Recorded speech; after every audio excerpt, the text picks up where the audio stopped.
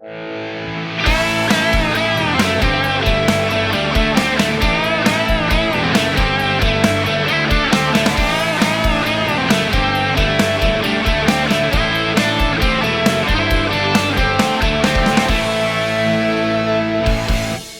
guys, and welcome to another episode of Free Plugin Friday. Now, I haven't done this in a substantial amount of time, but we are going to probably try and do some more of the Free Plugin Friday videos. So if you have any suggestions for free plugins you want me to check out, just put it in the comments below. So today we are looking at the talk of the month, and that's the Pulsar Smasher. Now, the Smasher is free until the 11th of March, as you can see on the website here. Pulsar make a couple of other great analog plugins, the Echo Rec and the Mew, based on great analog gear, basically bringing it into your DAW. Now, the Smasher is based on the 1176 in all buttons in mode. Now, this is typically a full-on saturated and heavily compressed sound, and it is my favorite of those type of sounds, those explosive over-the-top sounds. The 1176 with all buttons in is my favorite.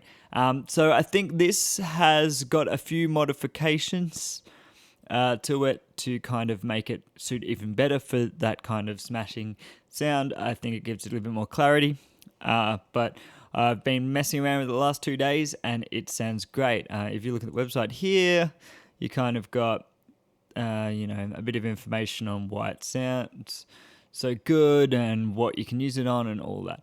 But let's just go into a project and listen to it. So I've got this demo of a song that I am working on. Just give me a sec. Yeah.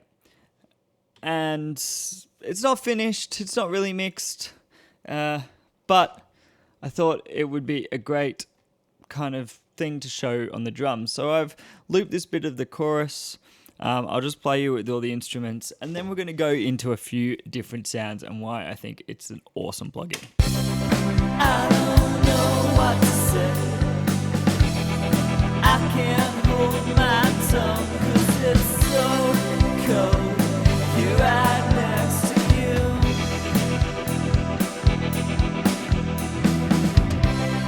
I don't know what to say. I can't hold my tongue 'cause it's so cold. Sitting on the outside.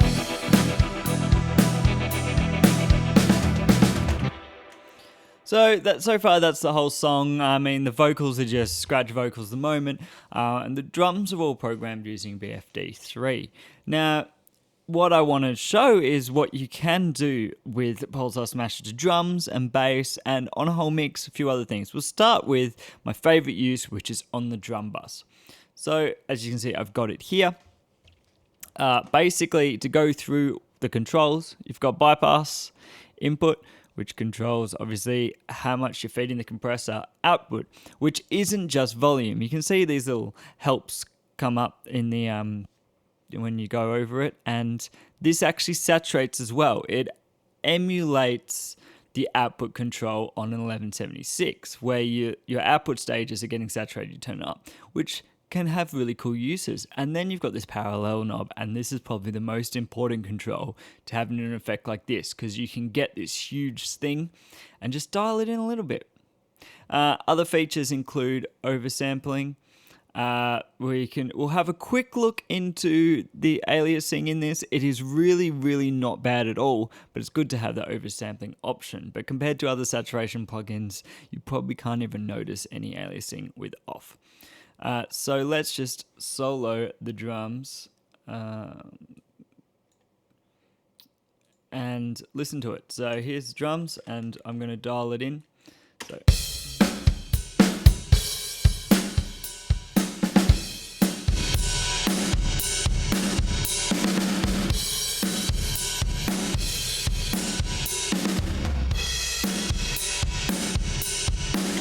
So the first sound I'm going for here is complete obliterated smash drums, and then we'll dial it in to be just a little bit, and you can get really cool things.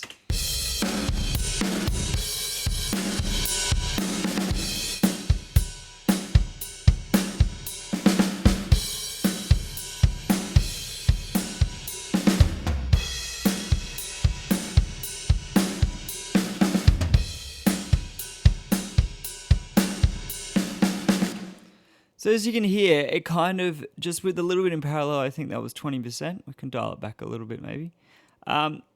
You get this kind of smoothing of the snare because you're bringing up everything underneath. You're bringing up the ambience, you're kind of bringing up these kind of squash cymbals. And because the snare's so transient, you're kind of smoothing it out while letting all the original transients in. So you don't get that completely squash sound that you would obviously with the mix up.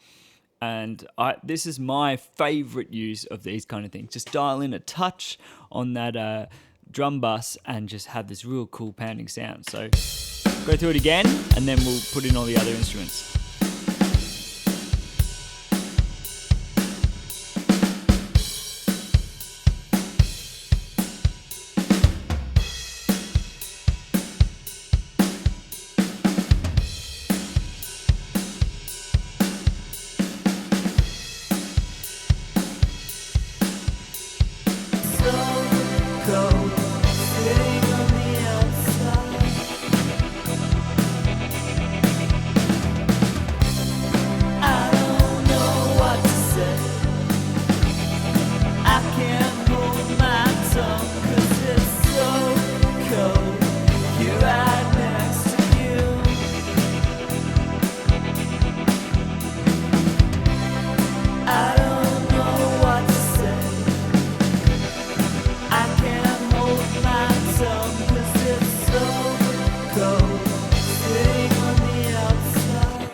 Now I probably have a little bit too much compression on the snare. I'm using a little bit of compression in a few other plugins. So just going to turn that down a little bit and listen to it again, just because you can lose the snare a little bit. So let's just go again. I don't know what to say. I can't hold my tongue 'cause it's so cold. You're right next to you. We'll just hear what it's doing. I don't know what to say.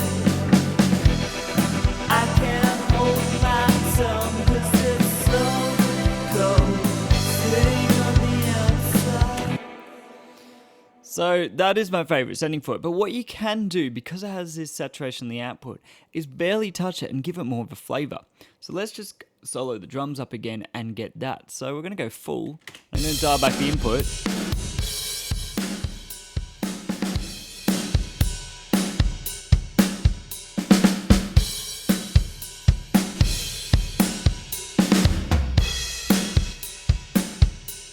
So you're obviously still getting some compression and saturation.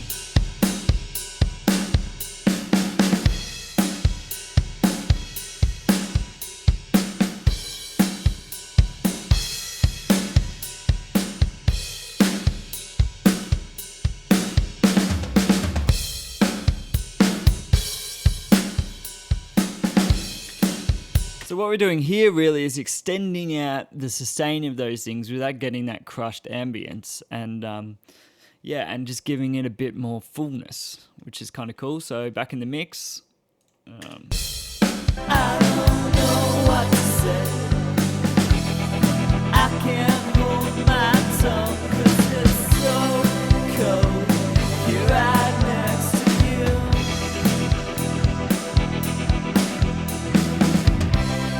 I don't know what to say. I can't hold my tongue 'cause it's so cold. Also reins in the kick drum a little bit. Now, what some other people like to use is, instead of affecting all the drums, and that way kind of altering the sound of the close mics, is just to smash the hell out of the room sound. So I've got a bus here, so let's just turn this one off. I've got a bus here of all the stereo rooms. So it's 2 rooms from the actual BFD snare, and then there's a few sampled snares. So I've got a sampled kick and a sampled snare, and I call them that because they don't belong to the original kit. They're still BFD, but I'm just treating them as single kind of samples. So I've got that as well, just the room sounds from that. So this is on a room, so we're just going to solo the rooms.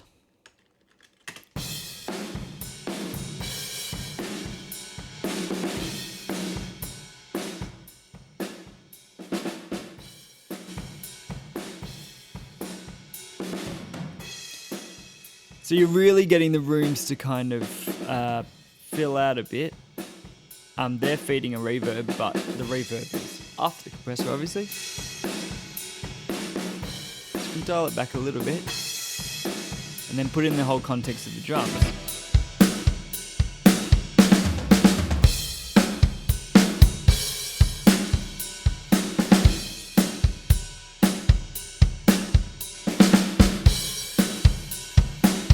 As you can hear, it just gives the ambience this kind of big, kind of punchiness going to it.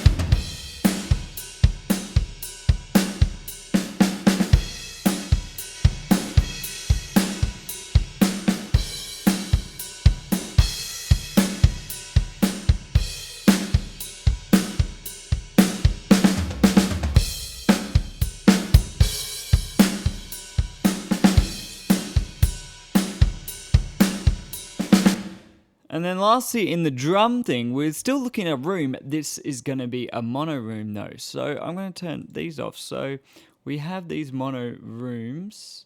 I'll just get them up. And so what we can do with these mono rooms is just crush the hell out of it and blend that in. And you could use this as an effect. Maybe you've got a section where you want to kind of get this weird crush distance drums. You just solo the mono rooms for that. So this is solo mono rooms.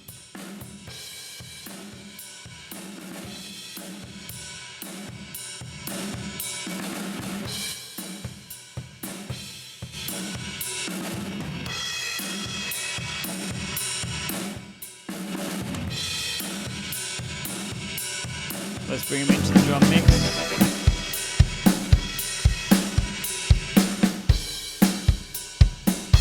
Maybe you want to dial them back a bit because the cymbals are getting a bit washy.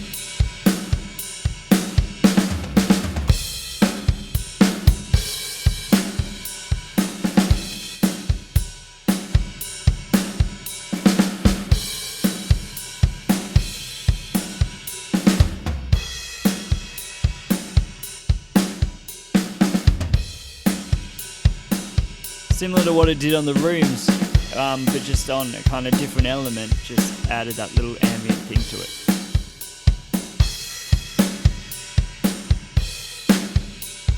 Now what you could do if you're finding the cymbals are getting to hit too hard with it, you can obviously EQ, say, your room, so you have less high end going into it, so you're not triggering as much on the cymbals, or low end or whatever. You can just pull out that EQ. And maybe even boost it afterwards just to change how it reacts. So let's go look at it on a different instrument. I'm going to leave it on the rooms like this and actually put it back on the drum bus. Where are we? Drums. Bring it up a little bit and just dial it back to about 20% so that we've kind of got this on the drums.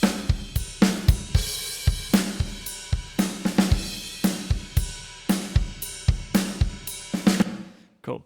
Now, the other thing you can use it on is bass, and it has a very different effect on bass. So on sustained instruments, you don't get as much as that pumping, but you can get a nice little saturation. So what we're going to do here, I'm just going to get that.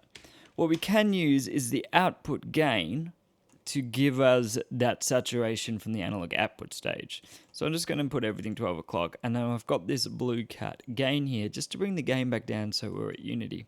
So here's the bass just soloed. So first I'm going to level match with the output. Drive the input a little bit.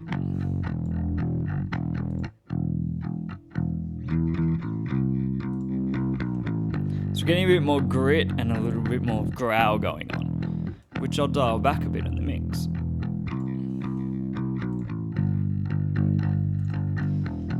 And with the drums,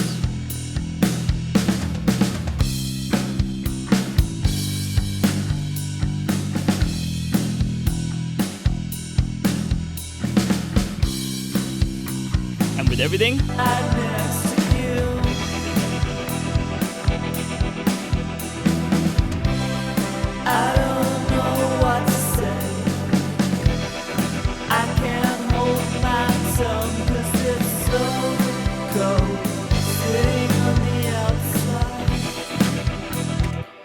So next, what I want to do is increase that output even more to get more distortion. But what we're going to do is dial it back with this gain. So we'll solo it up again just so you can really hear what it's doing.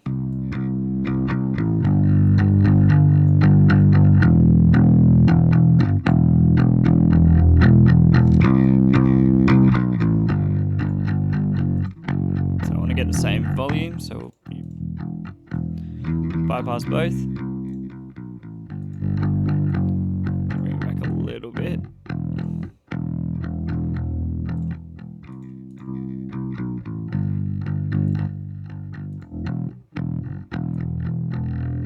Okay, back in the mix. I don't know what to say.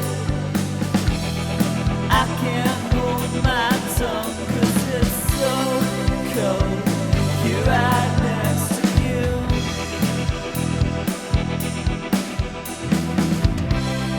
I don't know what to say.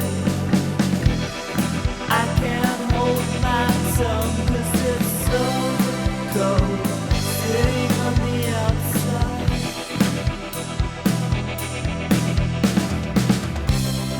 I don't know what to say. I can't hold my tongue 'cause it's so cold. You're right next to you.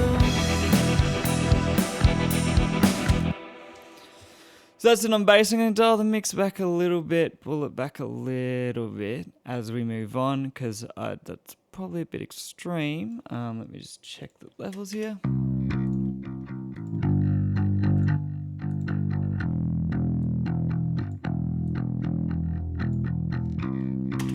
Cool. So I'm happy with that. Now, last element I'm going to use it on is actually going to be as a parallel vocal bus. And we will check it on the mix later, but that's a very different thing. So I've got this vocal bus here. Now these are, like I said, they're kind of scratch vocals, not really mixed yet, but you can kind of get a thing from them. So let's just solo them up, pull the mix out, bypass first. I don't know what to say. I can't hold my tongue 'cause it's so cold. Here right next to you.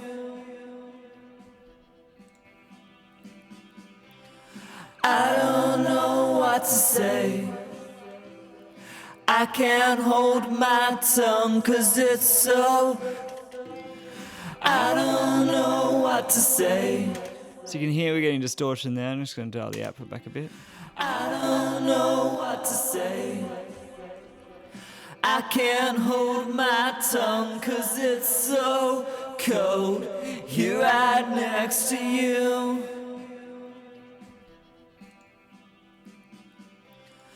I don't know what to say. I can't hold my tongue 'cause it's so cold.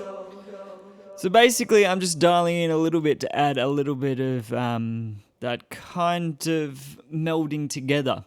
And then what happens is when all the vocals come in, it cuts back a bit, and when the lead vocal is singing by itself, which is the double, brings up again. And then we dial this in with the mix, and it's a little bit more even. I don't know what to say. I can't hold my tongue 'cause I don't know what to say. I can't hold my tongue 'cause it's so cold. Here right next to you. Now let's put everything in together. I don't know what to say. I can't hold my tongue 'cause it's so cold. Sitting on the outside.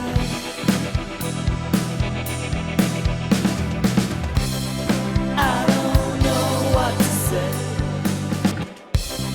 I don't know what to say. Subtle, but it does the thing. Now the last thing we will do is have a look at putting it on the stereo bus. Okay, so now we'll look at putting it on the master bus. Now I'm not looking for compression at all, just a little bit of drive. I don't know what to say. I can't hold my tongue 'cause it's so I'm not even hitting the gain reduction here.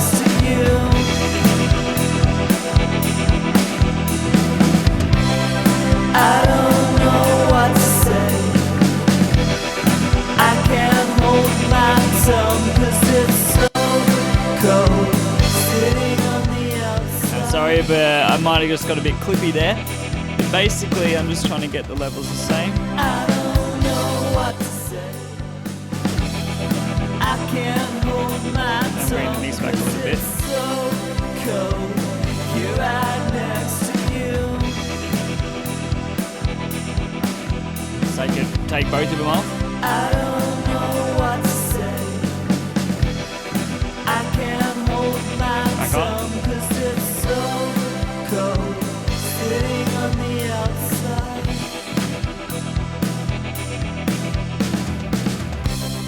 I don't know what to say. I can't hold my tongue 'cause...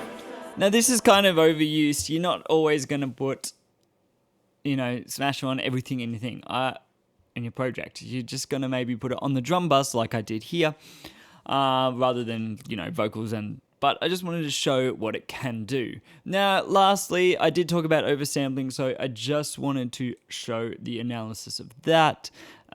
It actually is pretty good as far as that goes. So if we pull out this test pattern, so I'm just going to close these. So we've got a sine wave, and this is Freak Analyst by Blue Cat, and you can see pulling my sine wave through.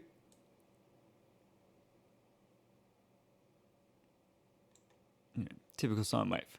So let's put Pulsar on and drive the shit out of it. So as you can see, we're smashing it here.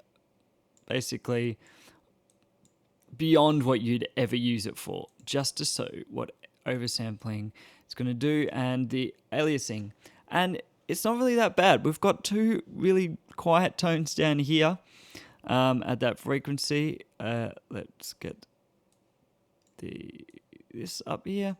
And as we go up, we're starting to get a few more, but even right up here at somewhere bad, about 18 hertz, we do have a little bit here, but anytime you back off this at all, back off the output, it's only really driven into heavy distortion that you're going to get anything. And as we drive it off a bit here, if you drive it down, you kind of don't get it.